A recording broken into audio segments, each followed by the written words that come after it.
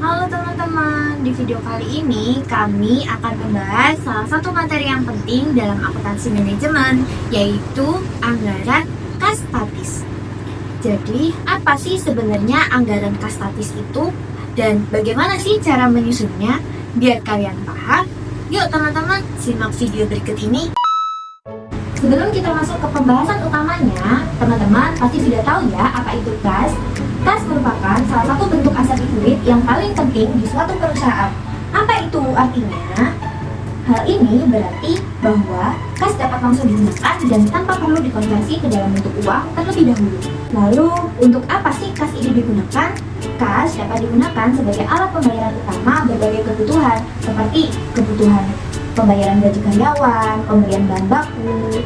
Selain itu, kas juga dapat memberikan kemampuan untuk memenuhi kewajiban keuangan. Apabila kas semakin tinggi, maka likuiditas juga semakin tinggi. Namun, kas yang terlalu banyak juga dapat menyebabkan resiko apabila misalnya perusahaan tidak memiliki investasi atau hal lainnya yang dapat digunakan untuk perputaran kas tersebut. Oleh karena itu, kas perlu dikelola dengan baik. Disinilah anggaran kas memainkan peran yang penting. Anggaran kas merupakan alat perencanaan terkait dengan proyeksi arus kas masuk dan keluar sebagai dasar perencanaan seluruh aktivitas usaha selama periode tertentu. Anggaran kas disusun untuk menentukan kas bersih di setiap akhir periode operasional, mengetahui surplus atau defisit kas, sumber kas masuk dan keluar, dan realisasi kas masuk dan keluar, dan tentunya masih banyak lagi. Informasi-informasi tersebut tentunya dibutuhkan oleh para manajer dalam mengambil keputusan atau kebijakan untuk meningkatkan kinerja atau likuiditas perusahaan setiap periodenya. Anggaran kas ini dibagi menjadi dua, anggaran kas statis dan anggaran kas fleksibel. Namun di video kali ini kami hanya berfokus pada anggaran kas statis saja. Nah, selanjutnya kita akan membahas mengenai istilah statis. Apa sih yang terlintas dalam benak kalian saat mendengar kata statis ini? Ya, benar. Statis berarti datar atau berada di frekuensi yang sama dan tidak pernah berubah. Nah, dari penjelasan-penjelasan istilah tadi dapat kita simpulkan bahwasanya anggaran kas statis itu merupakan anggaran yang disusun dengan mengestimasikan jumlah arus kas masuk dan keluar sebagai dasar pelaksanaan aktivitas perusahaan dalam periode tertentu yang bersifat statis atau dengan tidak mempertimbangkan adanya perubahan kondisi atau aktivitas yang mempengaruhi akun kas. Dalam praktiknya, jarang sekali perusahaan yang menerapkan anggaran kas statis, sebab jarang sekali perusahaan yang arus kasnya bersifat stabil, serta anggaran kas statis ini tidak memperhitungkan adanya musim atau perubahan dalam penjualan. Namun, tetap terdapat beberapa perusahaan yang menggunakan anggaran kas statis ini. Nah, bagaimana sih cara kita menyusun anggaran kas statis yang baik dan benar? Agar kalian paham bagaimana step by step-nya, simak materi berikut ini ya. Langkah pertama untuk menyusun anggaran kas statis ini adalah dengan menentukan periode anggaran yang digunakan dalam setiap pencatatan. Periode yang dimaksud di sini adalah dalam bentuk bulanan, kuartalan, semi-annually, ataupun annually. Periode ini ditentukan berdasarkan kebutuhan masing-masing perusahaan, karena nantinya periode ini akan digunakan sebagai acuan atau landasan untuk menghitung arus kas masuk atau keluar. Yang kedua yaitu estimasi kas awal.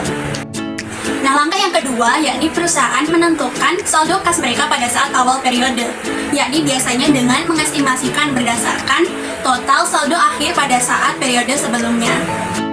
Yang ketiga, estimasi arus kas masuk. Dalam proses pengestimasian ini, perusahaan memperkirakan arus kas masuk yang mereka harapkan pada saat periode tersebut. Beberapa komponen yang perlu kalian perhatikan pada saat proses pengestimasian arus kas ini meliputi yang pertama yaitu pendapatan operasional. Apa sih pendapatan operasional ini? Pendapatan operasional adalah pendapatan yang dihasilkan dari aktivitas operasional perusahaan. Contohnya seperti pendapatan penjualan, penerimaan piutang, dan lain sebagainya.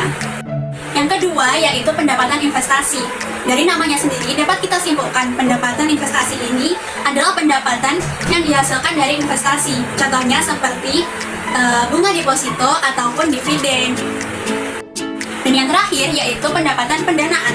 atau yang disebut juga sebagai pendapatan yang diperoleh dari utang usaha. 4. Estimasi arus kas keluar. Langkah berikutnya, perusahaan harus mengidentifikasi biaya-biaya apa saja kah yang dapat mengurangi akun kas selama periode tersebut. Biaya-biaya ini biasanya meliputi biaya operasional, contohnya biaya sewa listrik, biaya persediaan, dan masih banyak lainnya. Yang kedua, pengeluaran modal, contohnya pembelian aset tetap, dan tentunya masih banyak. Kemudian yang ketiga, biaya investasi, yaitu biaya-biaya yang dikeluarkan oleh perusahaan untuk investasi, biaya pembayaran saham, dan lain-lain. 5. Perhitungan surplus atau defisit. Perusahaan harus memperhitungkan atau memperkirakan saldo akun kas atau estimasi kas akhir dengan menghitung selisih antara total arus kas keluar dengan total arus kas masuk. Apabila ditemukan bahwa jumlah arus kas keluar lebih banyak daripada jumlah arus kas masuk, maka saldo kas dapat dinyatakan mengalami defisit atau kekurangan kas. Sebaliknya, apabila ditemukan bahwa jumlah arus kas masuk lebih banyak daripada arus kas keluar, maka saldo kas dinyatakan mengalami surplus atau kelebihan kas. Untuk dapat memahami bagaimana cara menyusun anggaran kas statis lebih lanjut, kita akan mempelajari melalui studi case. Berikut ini adalah contoh kasus anggaran kas statis pada perusahaan Stone yang menganggarkan kasnya dengan periode triwulanan.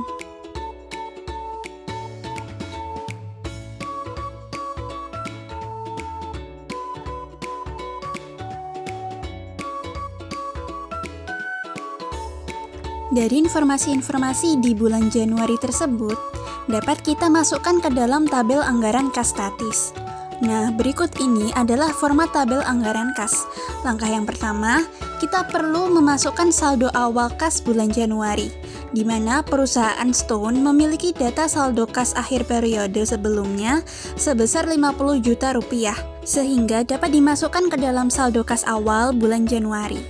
Lalu, Stone memperkirakan pendapatan operasional yang terdiri dari penjualan tunai dan pelunasan piutang masing-masing 300 juta dan 200 juta. Kemudian, Stone juga memperkirakan pendapatan pendanaan yang berasal dari pinjaman bank sebesar 200 juta. Penerimaan-penerimaan ini selanjutnya dijumlah sehingga menghasilkan 750 juta. Total penerimaan tersebut kemudian dikurangkan dengan jumlah arus kas keluar yang berasal dari biaya operasional seperti gaji karyawan, pembelian barang dagangan, dan sewa gudang. Dijumlah kemudian menghasilkan total 330 juta, sehingga menghasilkan surplus sebesar 420 juta. Lakukan hal yang sama untuk bulan Februari dan Maret seperti pada bulan Januari.